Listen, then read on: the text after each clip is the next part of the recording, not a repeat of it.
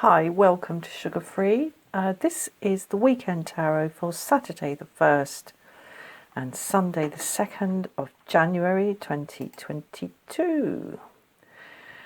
Well, here we are, end of 2021. Right, I've shuffled, so I'm going to cut now. But my camera seems to be rather out of focus, which is a shame. But let's just see how we go. So this is a major arcana reading. There we go. It sorted itself out. Okay. That's a good start. Justice in the upright. Chariot in the upright. And the Empress in the upright. What a wonderful start to a new year. We also have a new moon on Sunday the 2nd, which is wonderful. So yeah, I'm really pleased to see this. Really pleased to see this. We have action and forward motion. And I'm seeing today in the chariot here, these two horses. On the one side, we have the Empress. On the other side, we have Justice. So we have some very, very strong, fortuitous energies for this forward motion here. And this is really moving forward with confidence. And we've already chosen whatever we're going to do with the Lovers, which is card number 6. And now we are moving forward. And the basis of this is here in the Emperor card. The Empress card.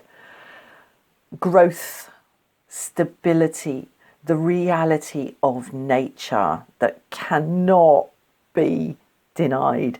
And human beings are a force of nature and part of nature, but we have this wonderful and terrible extra bit to us, which is our self-awareness and our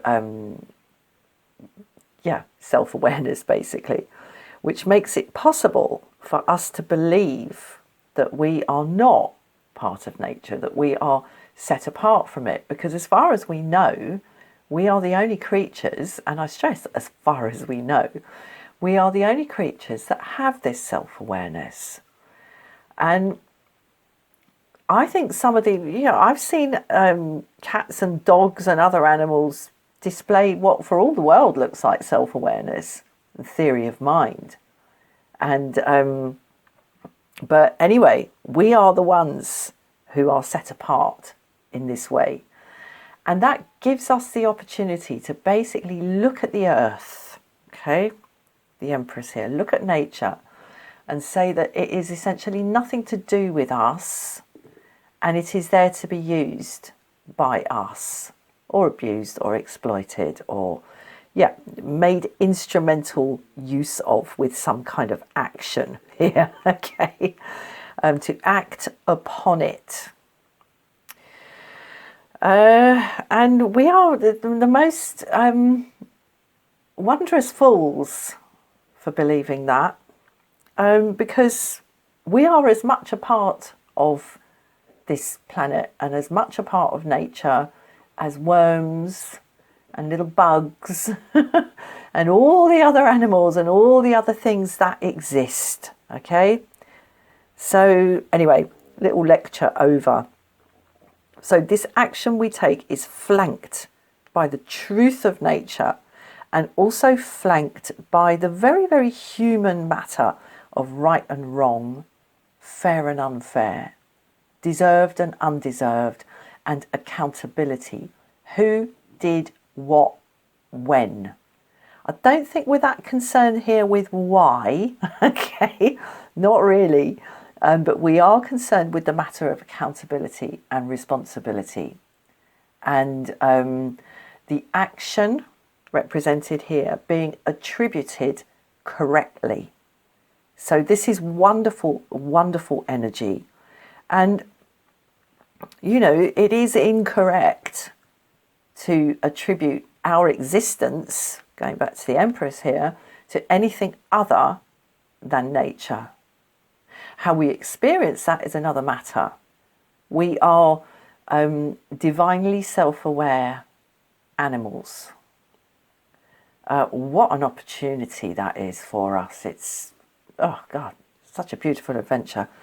Anyway, let's move on. Let's move on. Okay.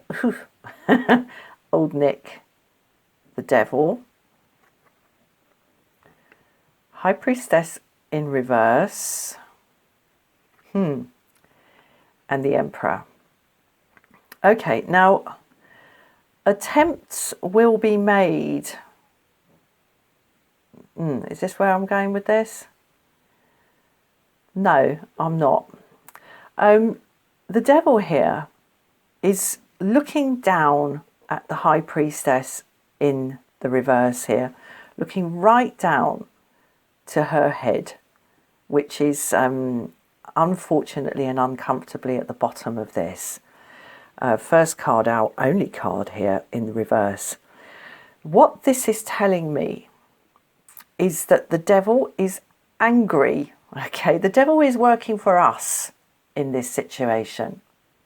And the devil is shaking his fist at the absence of connection of self with self.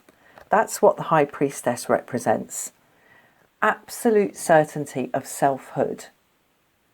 So the message I'm getting from this is that the only fly in this ointment, this wonderful ointment of justice, the Chariot and the Empress, is an unwillingness to own ourselves, because that's what the High Priestess is.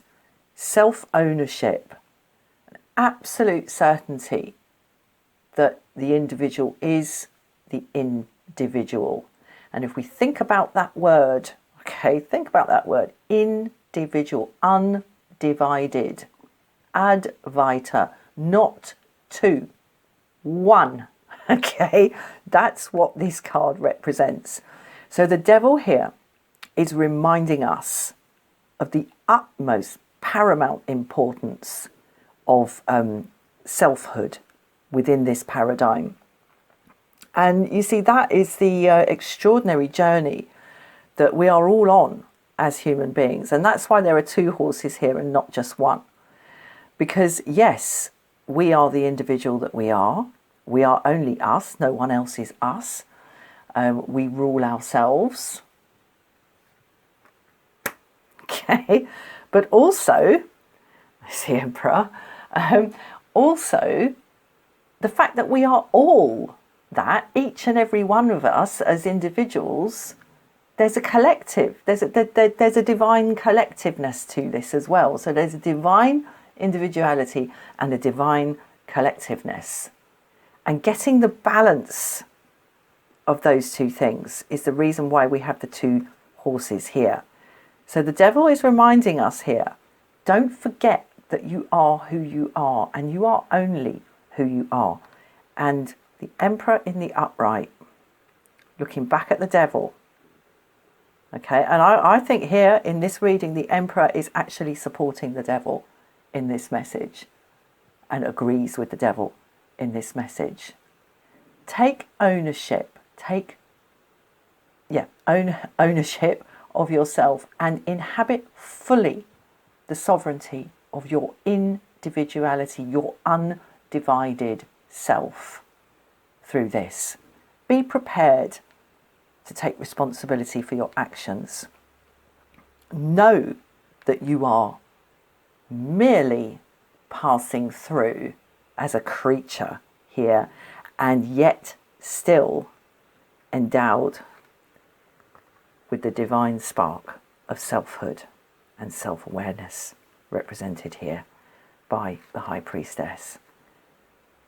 So there's a little message for the new year. We are self-aware creatures with the spark of divinity within us.